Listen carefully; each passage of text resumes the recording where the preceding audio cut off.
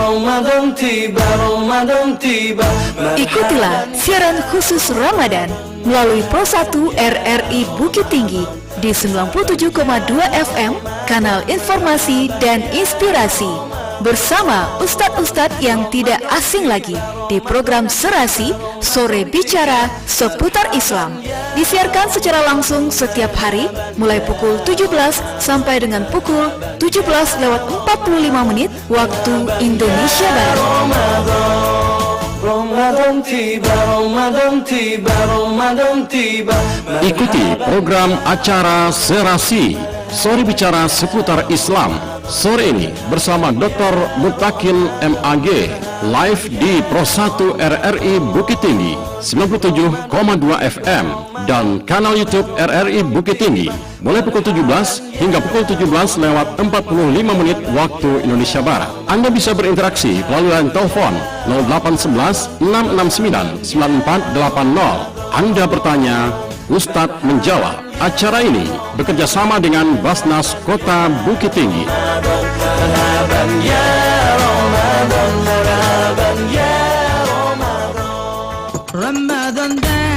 Serasi Sore Bicara Seputar Islam disiarkan langsung melalui program 1 RRI Bukit Tinggi, kanal informasi dan inspirasi, dan live streaming YouTube RRI Bukit Tinggi. 97,2 Pro 1 FM RRI Bukit Tinggi, kanal informasi dan inspirasi. Assalamualaikum warahmatullahi wabarakatuh. Selamat sore pendengar dan pemirsa channel YouTube RRI Bukit Tinggi dimanapun berada. Senang sekali di sore ini saya Mutia Utami hadir kembali untuk menemani Anda di Serasi Sore Bicara Seputar Islam bersama Basnas Kota Bukit Tinggi. Dan tentunya di hari ke-15 Ramadan ya, kita sudah kedatangan narasumber bintang tamu kita. Asik bintang nih. Langsung kita sapa dulu. Assalamualaikum warahmatullahi wabarakatuh, Ustadz Mutakil. Waalaikumsalam warahmatullahi wabarakatuh. Oke, bersama Dr. Mutakil SPDI MH di sore ini ya. Nah, Ustadz gimana kabarnya nih? Alhamdulillah baik. Alhamdulillah khair ya. Ibu Via apa? Tia. Oh, Ibu Tia gimana? Sehat juga ya? Alhamdulillah semakin sehat nih karena udah siap mendengarkan tausiah dari Ustadz. Masya Allah. Oke, dan dengan topik kita hari ini puasa tolak ukur mukmin bertakwa ya Ustadz ya. Baik, kalau begitu silakan langsung Ustadz Mutakil. Ya. Bismillah, assalamualaikum warahmatullahi wabarakatuh. Alhamdulillahirabbil alamin wa bihi nasta'in ala umurid dunya waddin. Asyhadu an la ilaha illallah wahdahu la syarikalah wa asyhadu anna Muhammadan abduhu wa rasuluh la nabiyya wa la rasula ba'da amma ba'd. Alhamdulillah, bersyukur kita kepada Allah di hari ini kita masih dalam keadaan sehat, bisa melaksanakan aktivitas harian kita dan dan ibadah kita kepada Allah yaitu puasa Ramadan. Dan kita sudah sampai ke hari 15 ya Bu ya. Alhamdulillah 15. Ya, betul, Ustaz. Jadi ini satu hal yang luar biasa bagi orang yang beriman di dunia ini bahwa dia bisa melewati hari-hari dengan taat kepada Allah Subhanahu wa taala. Salam dan salam semoga tercurah kepada Nabi kita Nabi Muhammad sallallahu alaihi wasallam. Jadi hari ini hari 15 dari bulan suci Ramadan, tentu dengan hari-hari yang kita lewati tentu kita semakin baik. Tentu kita semakin baik karena kita sudah mulai banyak beramal saleh yang sebelumnya kita mungkin agak lalai. Tentu di bulan Ramadan ini kita makin semangat dan sudah dilewati 15 hari. Tidak terasa berarti sekitar 15 atau 14 lagi Idul Fitri katanya. Amin, mudah-mudahan Ustaz ya. Katanya belum apa-apa udah ngomong Idul Fitri. Ya, dan enggak terasanya ini yang enggak tahan Ustaz. Enggak terasanya ini nih. Jadi ternyata memang di akhir zaman ini waktu itu mah enggak terasa, Bu. Kata Nabi kan ada itu hadisnya tuh. La taqumus sa'atu hatta yataqarrabaz zaman wa takunu sanatu kasyahr wa syahr kal jumu'ah wal jumu'ah kal yaum wal yaum kasa'ah. Tidak akan terjadi kiamat sampai waktu cepat berputar. Yang mana 1 tahun rasanya seperti 1 bulan. Oh, iya. 1 bulan seperti sepekan atau seminggu, seminggu seperti 1 hari, 1 hari seperti 1 jam. Dan memang hari ini kan sangat cepat ya, nggak terasa gitu. Ternyata makna dari hadis itu ada beberapa keterangan para ulama. Salah satunya memang di akhir zaman ini kesibukan kita ini loh yang membuat kita tuh nggak terasa waktu gitu. Orang sekarang itu kan sibuk ya, meskipun sibuk belum tentu kerja gitu ya. Tiba-tiba main HP udah asar aja gitu. Udah sibuk juga itu, Ya, sibuk main HP, sibuk Ustaz. main HP, apalagi ada main game. Nah, ini kan sia-sia ya. Jadi umur ini nggak terasa aja, tiba-tiba udah sekian umurnya. Nah, yang saya ingat betul ini perkataan Ibnu Mas'ud di sore-sore seperti ini. Kata beliau, "Madimtu ala syai'in nadami ala yaumin gharabat syamsuhu naqsa fihi ajali falam yazid fihi amali." Tidak ada penyesalan yang lebih aku sesali melebihi aku mendapati hari di mana matahari sudah tenggelam, umurku berkurang, tapi amal juga tidak bertambah. Jadi sebentar lagi kan matahari kan tenggelam nih, yang kita tunggu-tunggu yaitu buka puasa. Nah itu berarti kalau dalam Islam kan tenggelam matahari, hari berganti. Maka habislah 1 hari umur kita. Apakah amal kita bertambah? Kalau umur pasti kurang, tapi kalau amal wallahu alam. Maka ini jadi satu muhasabah kepada kita semua, bahwa hidup jangan disia-siakan karena hidup untuk ibadah kepada Allah Subhanahu wa taala. Oke, ini saya dikasih judul puasa tolak ukur mukmin bertakwa ya, Bu ya. Betul. Iya, betul. Masya Allah. Ini memang berlandaskan hadis Nabi sallallahu alaihi wasallam dalam riwayat Imam Al-Bukhari dan Muslim dari Abdullah bin Umar. Nabi sallallahu alaihi wasallam bersabda, "Bunyal Islamu ala khamsin syahadati an la ilaha illallah wa anna Muhammadar Rasulullah wa iqamis shalah wa ita'iz zakah wa hajjil bait wal hajj wa shaumi Ramadan." Kata Nabi SAW bahwa Islam dibangun di atas 5 hal atau 5 perkara ya. Yang pertama adalah syahadat la ilaha illallah Muhammadur Rasulullah, kemudian menegakkan salat, menunaikan zakat, haji dan puasa. Jadi puasa itu bagian dari rukun Islam. Layaknya sebagaimana salat, sebagaimana yang kita pahami juga zakat, haji, dan nomor 1 tentu dalam hal ini adalah syahadat. Nah, jadi orang ketika misalnya dia sudah mukallaf ini maknanya orang yang sudah terkena kewajiban ya, dia sudah balik dan dia tentunya berakal, maka diwajibkan bagi dia untuk puasa. Kalau dia tidak puasa, berarti dia melanggar aturan. Dia berarti melanggar aturan Allah Subhanahu wa taala. Dan ternyata di antara hikmah puasa, ya khususnya puasa Ramadan yang diwajibkan ya. Kalau puasa-puasa lain kan hukumnya sunnah, kayak puasa Senin Kamis, puasa Daud atau puasa sunnah lainnya. Tapi untuk khususnya puasa Ramadan ini jelas Allah katakan dan kita tahu ayatnya, yaitu surat Al-Baqarah ayat 183.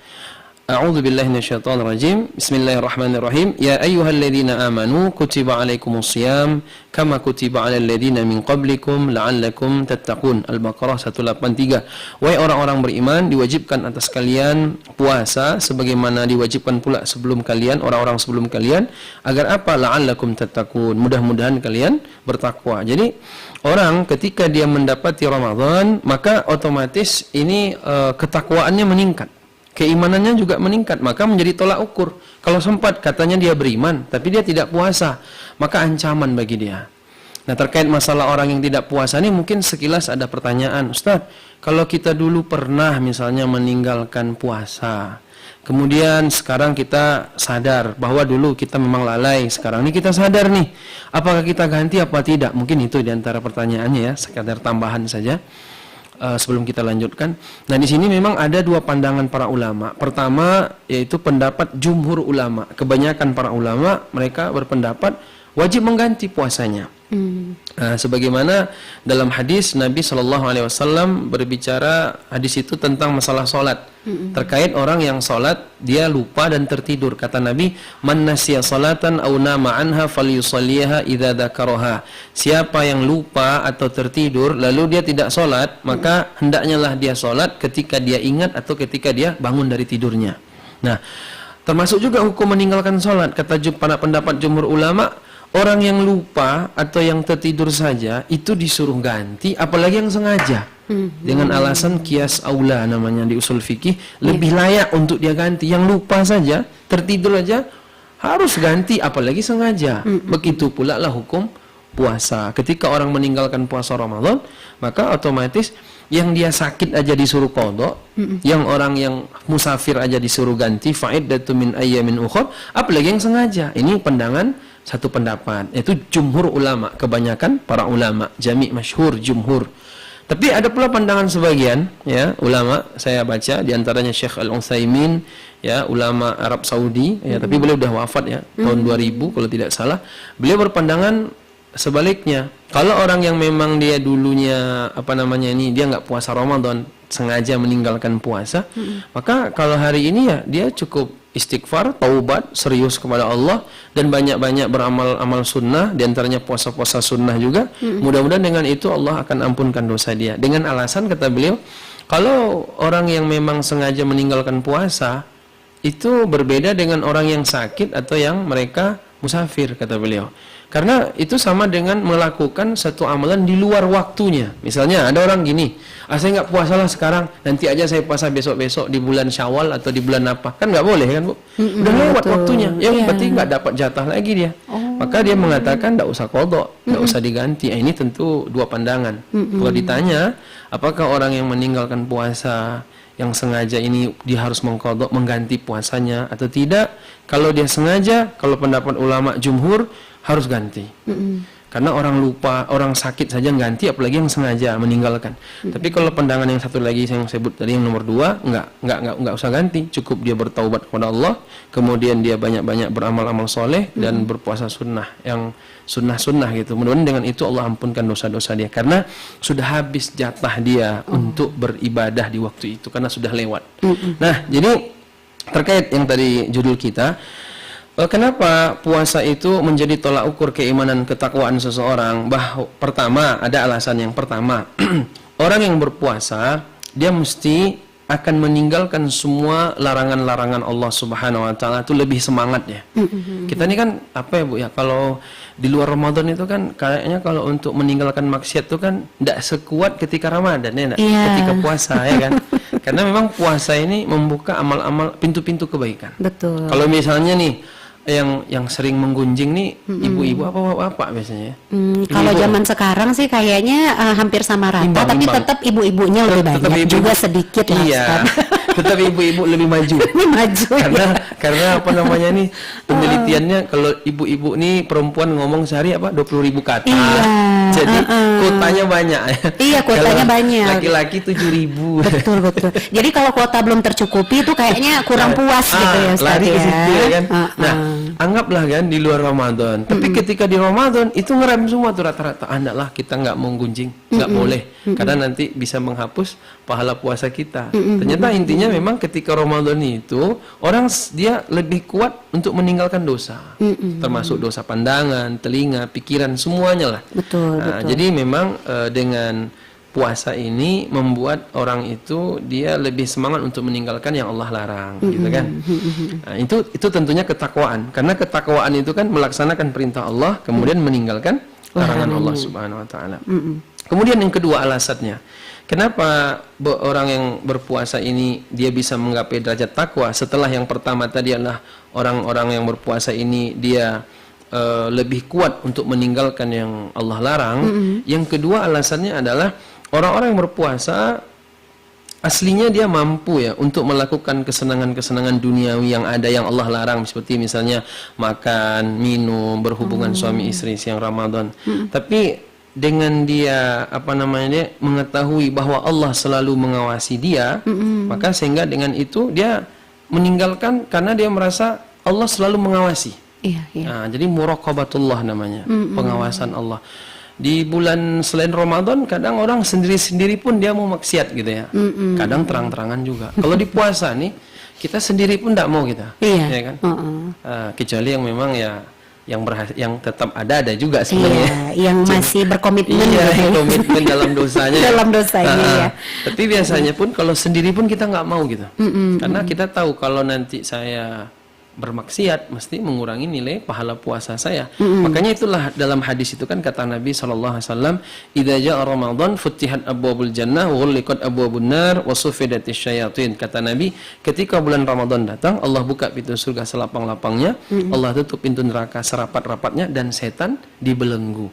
Katanya setan dibelenggu. Terus kok ada juga yang maksiat meskipun sering jadi pertanyaan itu, Ustaz. Betul. Nah, ya kan? Ini kita jawab ada 4 jawaban. Kita jawab 4-4-nya apa satu aja kira-kira, Bu? 4-4-nya 4 aja ya. Iya. Ini nanti mana yang ingat sampaikan. Iya.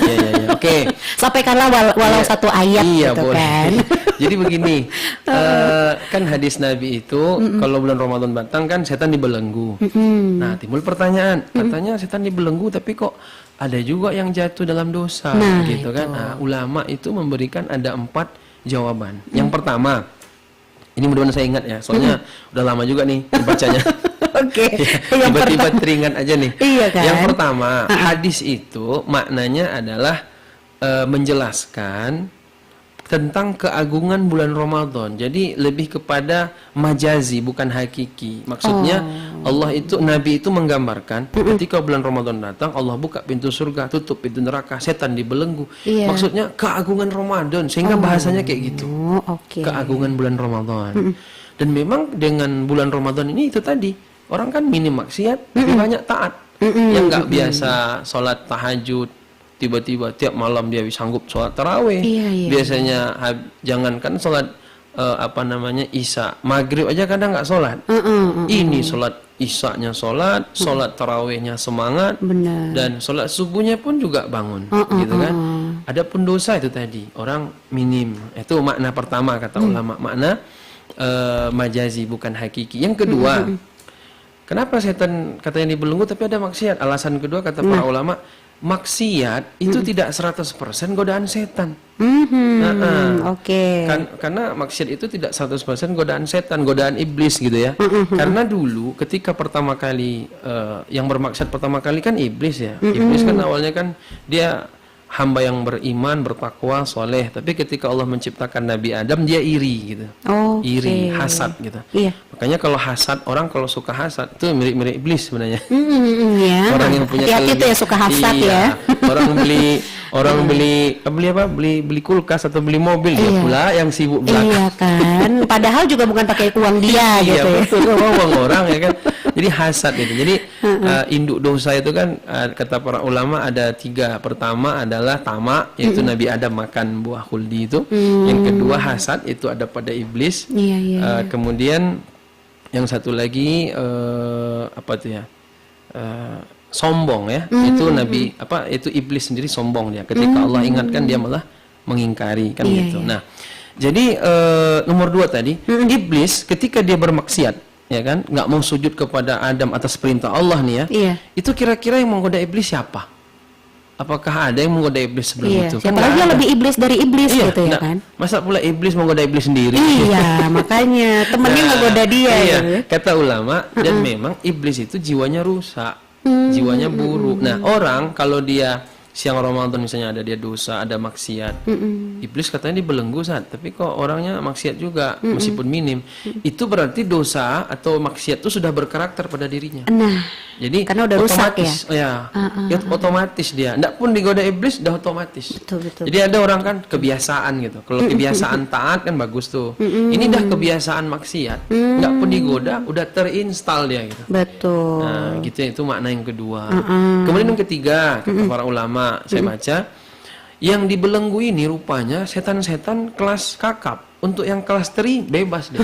Masih Jadi kalau ibarat dia gelar gitu ya, setan-setan PAUD itu lepas tuh. Tapi setan S1, S2, S3 dibelenggu tuh. Yang udah profesor tuh udah dibelenggu gitu ya, Ustaz. Jadi daya goda enggak kuat ya. Jadi kalau ada juga yang bisa tergoda, berarti imannya tipis sekali gitu ya. Iya. Kalau yang kayak kita yang hadir ini kayak nggak mempan lah nih. Kecuali ya kalau pas lagi turun kali gitu. Jadi makna hadis keterangan ketiga itu kita baca. Jadi ternyata yang dibelenggu itu setan-setan kelas kakak. Kalau setan-setan kelas teri itu ya biarin aja lah itu. Nggak kuat-kuat kali juga dia nggoda gitu kan. Tapi ada juga yang berhasil kan. Itulah itu berarti. Karena jiwanya tadi yang poin nomor 2 ya Ustaz ya. Nah kemudian yang keempat alasannya kata para ulama, yang namanya dibelenggu itu kan yang memahami ada kayak gitu. Yang namanya setan dibelenggu, yang namanya dibelenggu itu kan biasanya kan kaki, tangan, leher kan enggak. Jadi setan tuh kadang masih bisa noleh-noleh kanan dikit, noleh-noleh kiri dikit, digodanya juga. Oh gitu, iya. Itu diantara keterangan. Jadi ya begitulah ya. Diantara keterangan para ulama bisa saja mana yang kita ambil silakan. Jadi kalaupun misalnya nih kita ambil yang nomor 2 misalnya, memang itu tadi maksiat itu tidak 100% godaan iblis, setan gitu. Kadang mungkin bisa jadi setan ngerasa saya udah dibelenggu, disalahkan lagi gitu. Iya. Terus dia yang maksiat, saya pula yang kena. Gitu ya. Memang dianya yang berparah kan. Nah, Benar. jadi itu ya. Jadi bahwa ketika bulan Ramadan ini datang, betul-betul Allah buka semua itu kebaikan-kebaikan itu. Dosa-dosa itu susah untuk orang melakukannya. Kemudahan untuk bagi orang untuk melakukan ketaatan tuh. Kan memang bulan Ramadan ini kan memang pintu kebaikan ya. Ya orang kalau misalnya tadi dia jarang berbagi, dia mulai berbagi. Yang biasanya lisan yang buruk-buruk, dia mulai lisan yang baik-baik. Kalau biasanya dia mudah bermaksiat, dia akan mudah untuk meninggalkan maksiat. Biasanya malas-malas sholat, sekarang mulai rajin sholat. Biasanya malas baca Quran, sekarang rajin baca Quran. Nah, cuman kita nggak tahu nanti ya, habis Ramadan gimana ya kan? Iya, mungkin ini kembali ke mode awal. Ada Setelan jangan pabrik. sampai ya, setelan pabrik. Setelan pabrik. Ibaratnya setannya datang lagi gitu. Iya kan. Mungkin kata setannya, udah sebulan kita nggak jumpa ya bang, katanya. Iya. Ayolah kita ngumpul lagi gitu Ngumpul ya. lagi. Ya. Nah, ini jangan begitu. Makanya kata para ulama, kita itu jangan menjadi yang istilahnya ketika beribadah itu Ramadhaniyun, tapi kalau bisa Rabbaniyun. Ramadhaniyun itu ibadahnya musiman. Ini pas Ramadan aja, Ramadhaniyun namanya berarti. Harusnya kan Rabbaniyun. Kita taat kepada Allah itu kapanpun, dimanapun, di bulan apapun. Oke. Adapun di bulan Ramadan ini dia lebih aja lagi gitu. Jadi jangan nanti ketika Ramadan dia sholat 5 waktu plus tarawih. Habis itu sholat subuhnya ya ke masjid berjamaah. Ini di luar Ramadan nanti jangankan apa sholat subuh, maghrib pun sekali-sekali. Ini kan gawat ini. Ya berarti kan bisa dikatakan tidak berhasil dia. Makanya ada pertanyaan, apa ciri-ciri puasa itu diterima Ustaz? Apa ciri-ciri amalan seseorang diterima? Kata para ulama, thawabul hasanah hasanah ba'dah. Yaitu kalau satu amalan diterima, itu amalan itu melahirkan amalan selanjutnya. Jadi kebaikan itu kalau diterima, dia akan melahirkan kebaikan selanjutnya. Kalau tidak ada selanjutan, berarti kemungkinan ini tidak diterima. Nah, itulah kata Rasulullah, raghima anfu rajulin dakhala alaihi Ramadan suman salakha falam yughfarlah. Celakalah orang yang dia mendapati bulan Ramadan, Ramadan berlalu tapi tidak mendapatkan ampunan gitu. Nah, jadi itu diantara alasan bahwa dengan puasa ini orang itu akan menggapai ketakwaan kepada Allah Subhanahu wa taala. Dia merasa diawasi terus sama Allah. Meskipun sendiri dia tetap aja merasa diawasi. Kebanyakan kita kan kalau rame-rame baru semangat nampak ibadah. Kalau sendiri enggak jelas ya. Kalau dia enggak sendiri pun dia ingat Allah selalu mengawasi dia. Itulah hebatnya puasa. Kemudian di antara hikmah puasa selanjutnya yaitu orang dia akan meninggalkan syahwat dan kesenangan dunia. Tadi juga udah kita singgung ya, karena kita merujuk kepada buku ini. Dan dalam hadis qudsi Allah mengatakan, yada syahwatahu wa ta'amahu min ajli. Dia meninggalkan syahwatnya dan minumannya karena aku. Jadi memang orang ketika dia misalnya berpuasa, dia mestilah akan meninggalkan syahwat, akan meninggalkan makan minumnya karena Allah Subhanahu wa taala. Karena memang orang kalau dia misalnya sudah meninggalkan syahwatnya, kemudian dia meninggalkan makan minumnya, maka otomatis ketika itu dia dapat mengendalikan jiwa, mengendalikan jiwanya dapat ya. Kadang kita ini kan nggak apa ya, nggak bisa 100% mengendalikan. Ada waktu di mana kita ngamuk, marah segala macam. Makanya di antara hikmah selanjutnya juga kata para ulama bahwa kalau orang puasa itu kan gini ya. Amarahnya tuh bisa turun tuh, bisa turun.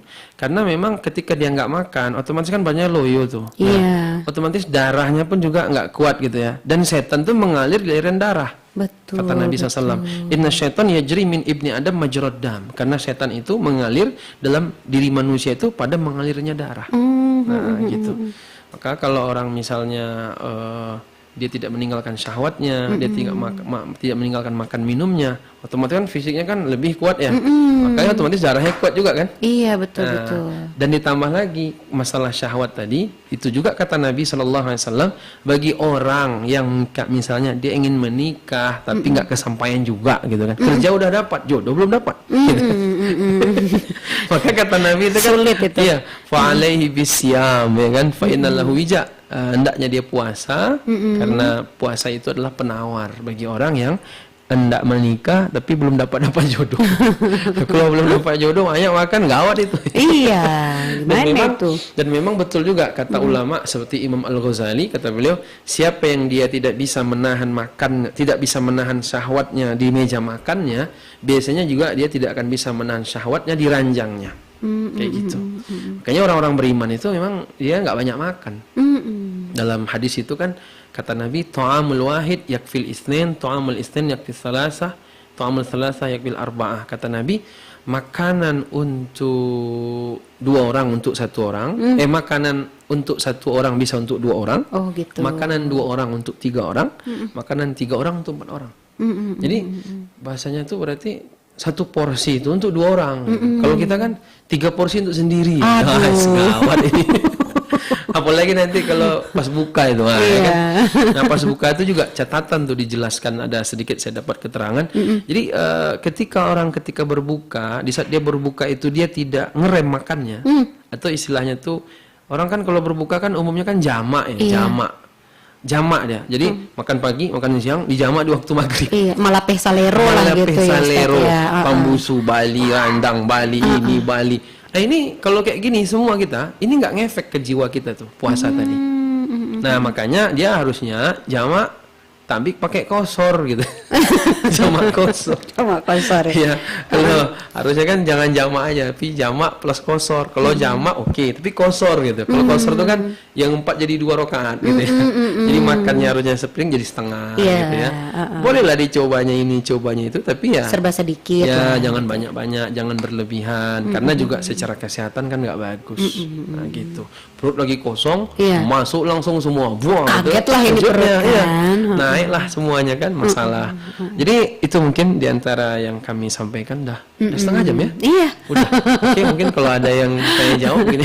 Oke. Tadi ya Ustadz lagi tausiah itu ada yang telepon. Nah, tapi kita masih belum bisa terima karena nanti takutnya poinnya belum dapat ya Ustadz ya. Nah, sekarang silakan untuk Anda yang ingin berpartisipasi telepon ke sini atau kirim WhatsApp juga boleh di nomor yang sama ya, di 0811 669 9480. Nah, langsung sepertinya ada yang telepon nih Ustadz. Serasi, selamat sore. Selamat sore. Assalamualaikum warahmatullahi wabarakatuh. Waalaikumsalam warahmatullahi wabarakatuh. Dengan siapa ini, Bu? Dengan Oma Naila di Lubuk Sikaping. Oma Naila di Lubuk Sikaping ya. Oke, Oma. Silakan Oma, pertanyaannya pada Ustadz Mutakin. Assalamualaikum Ustadz. Waalaikumsalam Oma. Mau tanya nih Ustadz, bagaimana hukumnya kalau kita memberi makan orang di bulan puasa? Misalnya orang itu kan bekerja sama kita, kerjanya itu kan seperti sekarang kan musim panen Ustadz.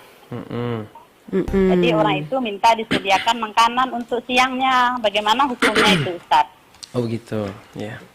Oke. Terima kasih Ustadz. Iya, sama-sama Oma. Assalamualaikum warahmatullahi wabarakatuh. Waalaikumsalam warahmatullahi wabarakatuh. Nah, gimana tuh Ustadz? Ya. Jadi begini, ada ancaman ya bagi orang yang tidak puasa karena uzur. Sebenarnya puasa Ramadan ini kan jelas hukumnya wajib dan itu rukun Islam. Tapi bagaimanapun selalu ada yang dikecualikan, yaitu uzur. Misalnya sebagaimana Allah sebut dalam surah Al-Baqarah 185, wa man kana minkum maridhan aw ala safarin fa'iddatun min ayyamin ukhar. Siapa yang sakit atau musafir, dia bisa ganti di waktu yang lain. Jadi sakit, orang sudah tua renta itu kan uzur. Nah, di antara uzur juga itu saya pernah baca keterangan para ulama, orang yang betul-betul pekerja keras. Dia kalau nggak kerja nggak bisa makan. Dia kalau nggak kerja dia nggak bisa makan. Dan pekerjaannya itu memang kerja keras. Nah, dan nggak mungkin dia kuat karena saking beratnya dia kerja. Mungkin dia kerja kok di dalam ada api satu, mungkin api dari pagi sampai sore kerja besi misalnya. Kalau pertama dia kalau nggak kerja nggak bisa makan karena penghasilannya sangat minim.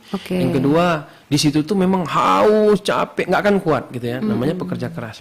Itu kalau kayak gitu boleh dia membatalkan, tapi tetap sahur. Dan nanti sampai jam berapa dia nggak kuat, sampai jam segitu dia batalkan. Bukan berarti kayak saya pekerja keras nih saat langsung aja lah nggak usah sahur, jam 8 sarapan lontong, nggak bisa itu. Toh nggak bakal puasa gitu mikirnya gitu. Meskipun dia nggak bakal puasa, tapi dia tetap sahur dan sampai jam berapa dia nggak kuat. Oh gitu. Itu keterangan yang dibolehkan. Nah sekarang ini kan kita musim panen tadi kata Oma ya. Iya. Nah, panennya panen apa nih? Padi mungkin ya. Mungkin lah Nah, ya.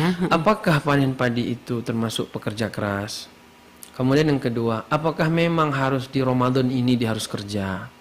Terus kalau dia nggak kerja, apakah memang dia itu nggak ada bisa makan keluarganya? Itu juga jadi bahan pertimbangan. Kalau ternyata dia punya tabungan, dia bisa makan, cuman dia kerja saja. Terus kok malah batal? Ini berarti semangatnya nggak kuat. Berarti dia nih nggak kuat niatnya untuk menunaikan puasa ini. Kadang mencari hanya alasan saja. Banyak orang seperti itu saya perhatikan. Jangankan yang kerja mungkin di sawah ya. Yang dekat-dekat kita lihat di pasar dia jualan-jualan apa dia makan dia nampak ya. Kemarin siang saya kan kaur deh. Saya kan lagi beli apa tuh? Apa kata istri kita buka bersama sama kawan-kawan ustaz-ustaz di rumah. Ya. Tolong belikan apa ya? Apa daun bawang. Dititipin ya. Iya. Apa saya beli daun bawang 3.000, ada abang-abang jual kentang dia minum bubur dari jam 3 tuh. Saya nasihati, ini nggak boleh kayak gini. Kan kita kan harus nahi mungkar ya. Meskipun saya tahu dia nggak taat juga ya kan. Tapi paling tidak di hadapan Allah besok saya nggak ditanya lagi. Saya nggak boleh memaklumi itu. Saya harus mengingatkan dia. Dan kita punya kewajiban sekali aja mengingatkan orang. Sisanya sunnah. Nggak wajib lagi. Kalau dia nggak mau, di hari kiamat kita bebas. Nggak ditanya Allah, nggak dihukum Allah lagi. Tapi kalau orang sekitar dia membiarkan dan memaklumi dan takut nanti ribut apa segala macam, itu dosa orang-orang sekitar situ itu. Karena hadis Rasulullah, "Man ra'a minkum munkaran falyughayyirhu bi yadihi, falam yastati' fa bi lisani, falam yastati' fa bi qalbi, wa dzalika adhaful iman." Rawahu Muslim. Siapa yang melihat kemungkaran, rubah dengan tangan, kalau tidak dengan lisan, kalau tidak dengan hati, gitu. Nah, terkait yang tadi perlu disampaikan juga, apakah memang yang bekerja ini dia kalau nggak kerja nggak bisa makan. Yang kedua, apakah memang pekerjaan itu nggak bisa diagak-agak, misalnya mulai subuh. Saya kita kan bikin sekolah di Payakumbuh sekarang SD Adab. Itu tukang kita kerja, itu kerjanya subuh, habis subuh. Nanti jam 2 pulang. Jadi harus dicari apalah gitu cara, karena kemuliaan Ramadan ini masa kita bersantai-santai. Hidup ini kan nggak ada yang tahu. Kadang di Ramadannya Allah Allah tingkatkan amal kita dan tingkatkan derajat surga kita besok dari kiamat. Mana tahu di Ramadan tahun ini kan. Nah, kemudian kalau alasan ini tidak kuat, maka kita yang punya proyek tadi itu ya, yang apa itu, saya khawatir nanti kena dosa. Kalau kitanya malah Ustadz, kita bisa dosa menyediakan makan untuk mereka. Nggak boleh itu. Dan mereka harus paham itu. Kalau mereka mau kerja, oke, kerja. Kalau makan buat sendiri rumah lah. Saya nggak berani saya. Karena kaitannya ini bukan sama kalian saja, tapi sama Allah Subhanahu Wa Taala. Karena nanti semua orang beralasan ya kan, saya kerja. Itu nggak jadi puasa. Nah, jadi kalau kayak gitu, saya khawatirnya bisa jatuh dalam sebagaimana ayat Allah mengatakan, wala ta'awanu 'alal itsmi wal 'udwan. Jangan tolong menolong dalam dosa. Saya takutnya jatuh ke dosa. Maka Oma jangan disediain. Saya juga pernah dulu di rumah kami ada perbaikan apa gitu ya. Orang kan nyediain minum, saya enggak. Dan dia paham. Iya. Karena memang jadinya nanti kita berdosa gitu Ustaz ya. Gitu mungkin. Oke, baik. Nah, kita terima yang selanjutnya Ustaz. Serasi, selamat sore. Halo, Serasi, selamat sore. Sore bicara seputar Islam. Mantap sekali. Aku kan pendatang baru kan, aku belum lama punya radio. Oh gitu. Iya, dengan siapa nih Bu? Dari Ratna Juwita ini. Ibu Ratna Juwita di mana Bu? Tepatnya lokasinya ini di Pariaman Selatan, Pretaji, daerah Marunggi. Oke, baik. Silahkan Ibu Ratna Juwita, langsung kepada Ustadz Mutakin. Bertanya ya, sama Ustadz apa? Salam kenal lah. Iya, Ustadz Mutakin ini. Ustadz Mutakin, Bu. Ustadz apa namanya tadi? Mutakin. Di Quran ada Bu Al-Baqarah ayat 2. Iya. Mutakin. Iya. Mutakin, ya. Mutakin kan? Iya, betul. Kalau mustaqim Salam kenal ya, jadi. Oh iya, Bu. Ya, sama-sama. Aku mau bertanya satu kedua lah. Apa benar tuh Pak, rambut itu tidak boleh dipotong gitu? Ada gunanya nanti dari kamat, atau kalau rambut kita sudah putih atau apalah gitu, ada apanya tidak boleh dipotong? Ya benar. Gitu. Oh, uban mungkin enggak? Ya, rambut apa uban nih Bu? Aku kan tidak bisa melihatnya apa ya namanya, pokoknya itulah tidak boleh, tidak boleh potong itu katanya. Apa benar ya gitu, ada gunanya nanti itu. Itu tentang Al-Quran ini aku kan sedang sesak netral tadi, aku belum pernah menghafalnya itu, belum sempat tamat itu tapi sebagian udah hafal lah, tapi belum hafal seluruhnya belum gitu ah. Gimana caranya semampu aku hafalnya kan enggak apa-apa juga tuh ya Pak ya. Ya, enggak apa-apa. Gitu. Ada zaman dulu ini Pak, aku kan sering dibawa nenek ke surau itu, surau salah lah namanya ini. Nah, orang sudah sembahyang tarawih itu dia baca itu Pak, ada ada la ilaha illallah, udah la ilaha illallah. Ada tuh di zaman Nabi Muhammad seperti itu apanya itu. Oh, setelah tarawih. Iya, setelah sholat tarawih dibaca itu, aku sering dengar itu. Malah sampai sekarang masih ada itu dibaca tuh Mas. Iya. Zaman nenek aku dulu, aku sering dibawa-bawa ke musola atau kecil dulu kan. Iya, Gitu, baik. aku ingat itu gitu loh. Oke, itu aja Ibu. Iya, aku sudah menang sebenarnya, tapi sudah di WA adikku itu kan sudah dibacain sama WA adik aku kemarin. Iya, iya nanti konfirmasi lagi ya Bu kalau tentang kemenangannya ya. Nah, ya itu. Iya baik, oke. Itu kan. Iya siap. Terima kasih Bu ya. Siapa penyiarnya yang salam kenal sama penyiarnya dulu? Iya Tia Ibu. Tia. Iya Tia. Mutia ya. Iya betul. Mutia dengan Ustadz Mutakin sore ini ya. Jadi ada mut-mutnya ini. Iya baik ya. Terima kasih Bu. Ya. Assalamualaikum warahmatullahi wabarakatuh. Waalaikumsalam warahmatullahi wabarakatuh. Gimana tuh Ustaz? Ini kayaknya ada beberapa poin ya. Betul. Gitu ya. Pertama, mungkin yang dimaksud Ibu ini bukan motong rambut mungkin ya. Uban mungkin ya. Iya. Uban ya. Jadi gini. Jadi uban itu kalau dalam Al-Quran itu kan ada keterangan waja'akumun nadhir. Nadhir dalam tafsir ayat itu uban. Jadi kalau orang sudah beruban itu sudah ada peringatan bahwa dia di dunia ini nggak lama lagi gitu. Iya. Kalau masih muda gimana Ustaz? Kalau masih muda ya berarti ya belum ada peringatan. Oh gitu. Paling enggak peringatan lain. Peringatan lain. Dalam Jumat gitu ya, hari Jumat peringatan. Tapi uban itu memang peringatan. Nah, jadi terkait masalah kalau potong rambut sih boleh-boleh aja. Yang penting perempuan jangan menyerupai laki-laki rambutnya. Iya. Nah, untuk masalah uban memang ada hadis Nabi kata Rasulullah, la tantifu syaiba ma min muslim yashibu syaibatan fil Islam illa kanat lahu nuran yaumal qiyamah. Kata Nabi, janganlah kalian mencabut uban. Tidaklah seorang muslim yang beruban dalam Islam, walau mungkin sehelai uban pun, melainkan uban tersebut menjadi cahaya baginya besok di hari kiamat. Makanya ada keterangan dari ulama, mencabut uban ini termasuk makruh. Nah gitu. Nah, kalau kita pakai pewarna boleh nggak? Nah, yang makruh itu warna hitam. Kalau warna lain boleh. Oh. Gitu. Nah, cuman ya kalau sekarang ini warna-warna agak gimana pula rasanya. Nah, jadi intinya mencabut ubannya itu pun makruh, nggak pula sampai haram.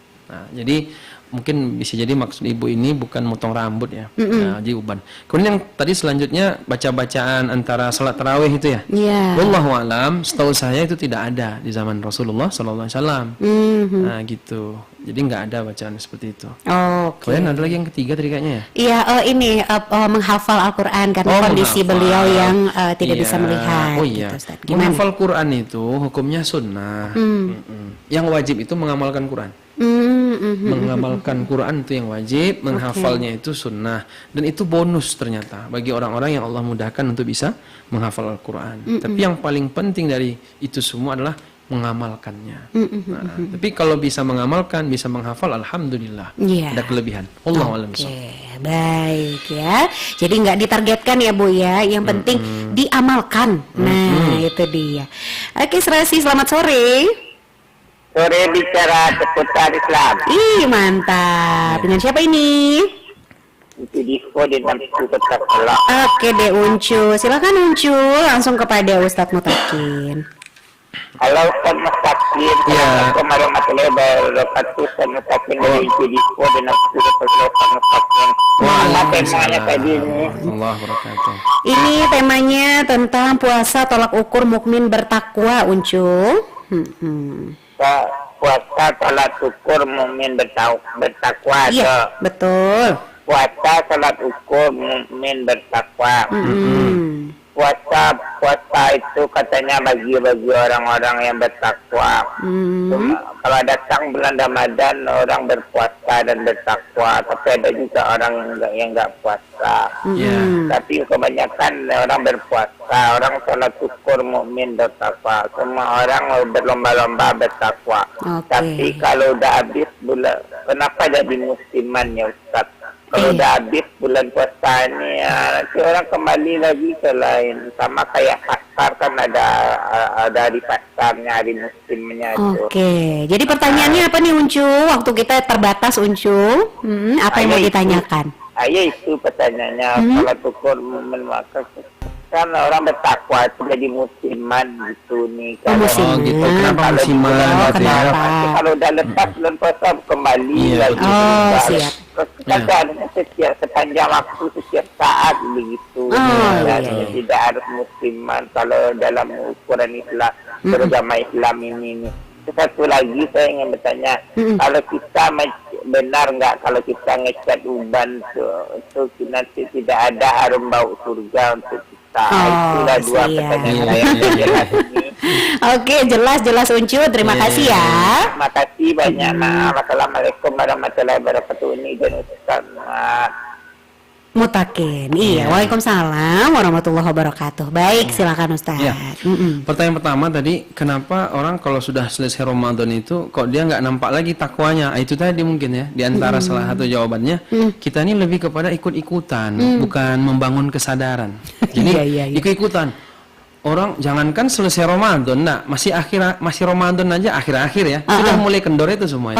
Oke. Ya kan? Betul. Kayak misalnya sholat taraweh, subuh pertama ramai gitu ya. Udah Ramadan kayak sekarang nih, pertengahan ini udah mulai maju ke depan jamaah ini. Iya. Karena betul. apa? Karena tidak dibangun dengan kesadaran yang kuat, lebih kepada ikut-ikutan. Ya. Makanya Nabi itu kan melarang kita tuh jadi orang ikut-ikutan. Kalau orang baik dia baik, kalau orang jahat buruk dia buruk. Tidak begitu orang beriman. Orang beriman itu dia punya prinsip. Ini menyembah Allah ini, bukan rame-rame. Nanti datang ke masjid rame-rame, tiba-tiba bosan mundur, nanti datang lagi. Pas makan semangat, enggak apa lagi. Itu enggak begitu. Kemudian itu pertama. Kemudian yang kedua, kalau Ramadan ini, itu hebatnya Ramadan ini, kita tuh semuanya taat. Nah, jadi mewarnai semua gitu. Tapi kalau di luar Ramadan tuh kan nggak semuanya taat lagi.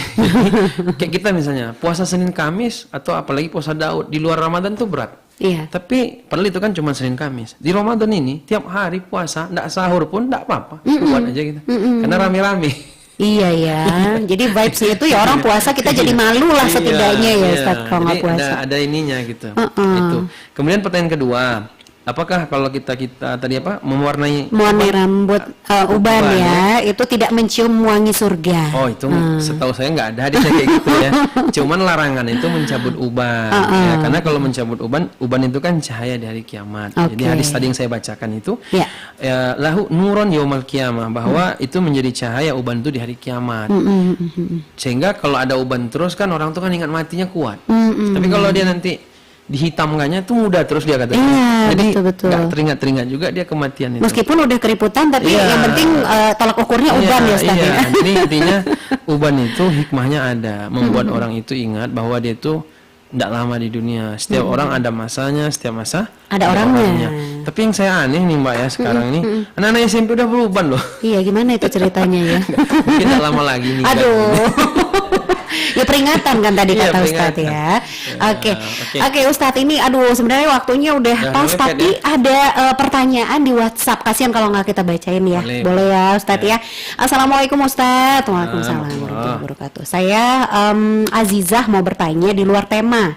Apakah ketika memasukkan jenazah ke liang lahat orang yang mengerjakannya tidak boleh menggunakan alas kaki? Apakah ada ayat atau hadis yang melarang? Terima kasih Ustadz. Ya, jadi begini, memang ada hadis itu, dalam hadis itu kalau kita memasuki pemakaman itu disunnahkan untuk melepaskan sandal. Begitu. Jadi saya lupa hadisnya, cuman kita dulu ketika belajar fikih tentang jenazah itu ya, Iya. di antara adab-adab ke kuburan itu ketika kita masuk kuburan itu tidak pakai alas kaki, kecuali kalau di situ tuh banyak kaca, banyak apalah itu tentu pakai kan. Situasional ya, Ya, Ustaz ya. tapi sunnahnya itu emang nggak pakai sendal.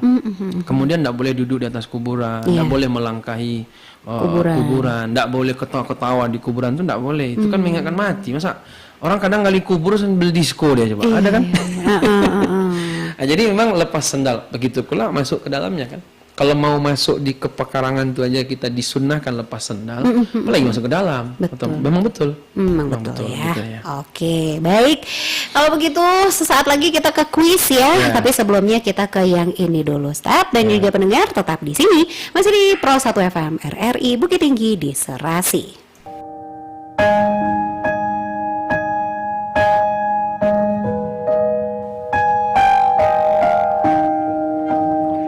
Manusia hidup dari rangkaian waktu yang tersusun dari detik, menit, jam, hari, bulan hingga tahun. Saat jatah waktu yang Allah berikan kepada seseorang habis, maka berakhirlah hidup seseorang itu.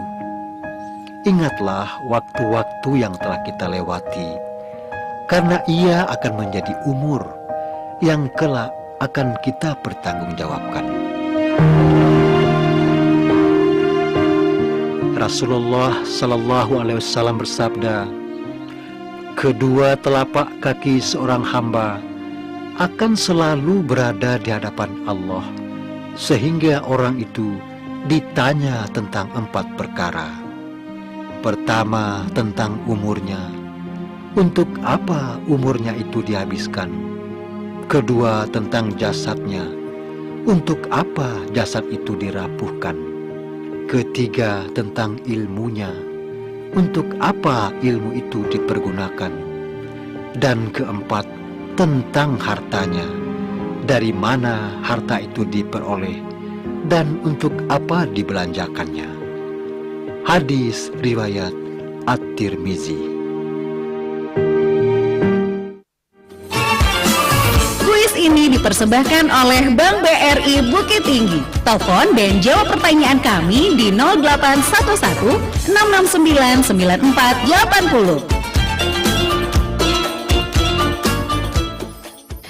Dan pendengar, kita sudah di sesi kuis serasi sore bicara seputar Islam ya.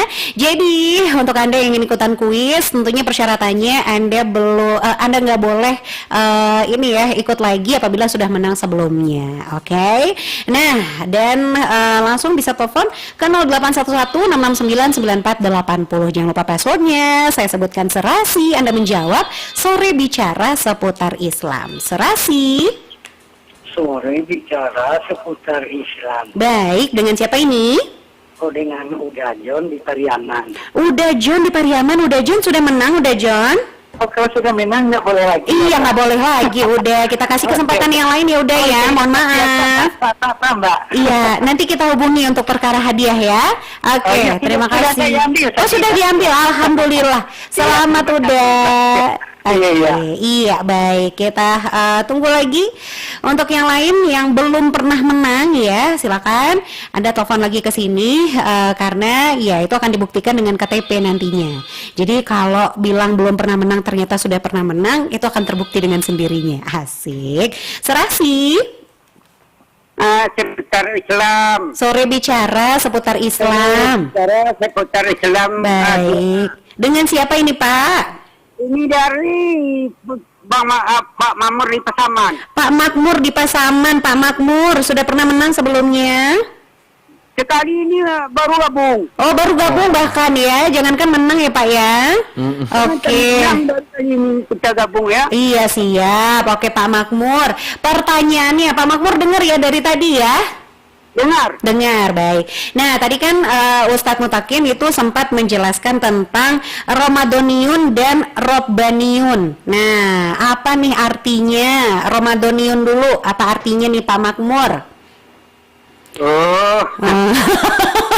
Kita kasih pilihan jawaban ya. Oke. Jadi Kita setengah-setengah dengarkan dia tuh. Oke, kita kasih pilihan jawaban ya Pak Makmur. Jadi Ramadaniyun itu satu aja lah ya. Apa arti dari Ramadaniyun? Ya, yang A itu beramal dan beribadah di bulan puasa saja. Nah, setelah itu di bulan lainnya sudah tidak lagi. Atau yang B beribadahnya itu konsisten walaupun di luar bulan puasa. Atau C dua-duanya betul. Dua-duanya betul. Salah jawabannya. Iya. Oke, mohon maaf ya Pak ya. Oke, iya, mohon maaf ya. Kita coba yang lain lagi yang akan ikutan di kuis kita. Oke, silakan masih di 0811 669 9480. Ya, Ramadaniyun apa itu maknanya? Kalau yang betul-betul menyimak pasti tahu jawabannya. Serasi. Halo, Serasi. Halo. Halo, Assalamualaikum. Iya, waalaikumsalam warahmatullahi wabarakatuh. Serasi. Sorry bicara seputar Islam. Baik, dengan siapa ini? Dengan Enti di Padang Lawe, Sungai Pua. Enti di Padang Lawe. Enti udah pernah menang, Enti? Belum, Bu. Belum ya. Oke. Enti, pertanyaannya apa yang dimaksud dengan Ramadaniyun? Pilihan jawabannya A. Apa? Ramadaniyun ya? Iya, Ramadaniyun ada dengar tadi. Iya, apa nih Ada. jawabannya? Amalan yang cuma dilakukan pada bulan Ramadan aja, sedangkan di hari berikutnya tidak. Gimana Ustaz? Betul. Iya betul, alhamdulillah. Selamat ya Enti. Enti belum pernah menang sebelumnya. Sebutkan nomor handphonenya Enti biar nanti bisa kita hubungi. Di WA aja ya Kak? Di WA kan saja boleh. Langsung kita tunggu ya. Baik. Ya, makasih. Selamat Enti. Terima kasih banyak Kak. Iya. Assalamualaikum. Waalaikumsalam warahmatullahi wabarakatuh. Akhirnya ya. Oke, baiklah kalau begitu. Wah, ini kayaknya Ustadz kemalaman nih dari sini ya. Oke, terima kasih tentunya untuk Ustadz Mutakin yang sudah menyempatkan waktunya datang ke sini ya. Dengan segala apa tadi distraksi akhirnya sampai juga. Dan alhamdulillah, insya Allah nanti di lain kesempatan kita tunggu lagi di Serasi ya Ustadz ya. Ada satu kali jadwal lagi. Masih ada satu kali lagi, jadi yuk mari kita nantikan waktunya. Dan pendengar kita cukupkan sampai di sini dulu Serasi, sore bicara seputar Islam bersama Basnas Kota Bukit Tinggi di hari ini. Dan terima kasih juga untuk Bank BRI Bukit Tinggi atas hadiah di kuis Serasinya. Akhir kata, wassalamualaikum warahmatullahi wabarakatuh. Demikianlah Serasi, sore bicara seputar Islam di Pro 1 RRI Bukit Tinggi, kanal informasi dan inspirasi.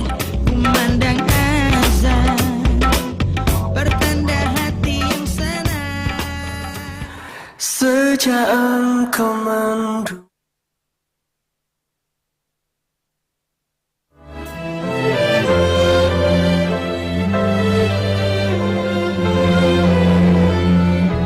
Semua orang pada umumnya ingin umur panjang, tapi tak seorang pun yang ingin menjadi tua.